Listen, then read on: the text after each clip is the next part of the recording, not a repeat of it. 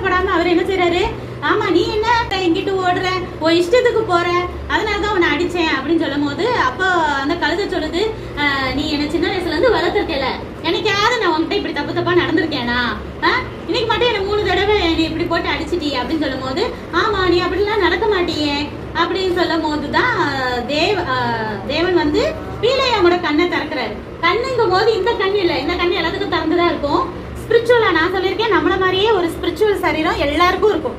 அந்த சரீரம் வந்து நம்ம கண்ணுக்கு தெரியாது. அதோட ஐஸ வந்து திறக்குறாரு கண்ணை. தேவன் திறக்கும் போது அந்த தூதன் பார்த்தா பட்டயத்தை வச்சுக்கிட்டு பெருசா நின்றுட்டு இருக்காரு இவரை கொள்ளலான்ட்டு. அப்ப அவன் என்ன சொல்றான், கழுதையை நீ என்னைய விட்டுட்டு இப்படி ஓடனேல, உனைய பாரு நான் வெட்ட போறேன், என் கையில மட்டும் வால் இருந்தா உனைய வெட்ட போறேன்னு சொல்றாரு. அப்ப தூதன் சொல்றாரு, நீ எதுக்கு அந்த கழுதையை பிடிச்சி 3 அடி அடிச்ச, நான் கழுதை மட்டும் உனக்கு விலகி ஓடாம இருந்துச்சுன்னா நான் என்ன செஞ்சிருப்பேன், உனைய கொண்டுட்டு கழுதையை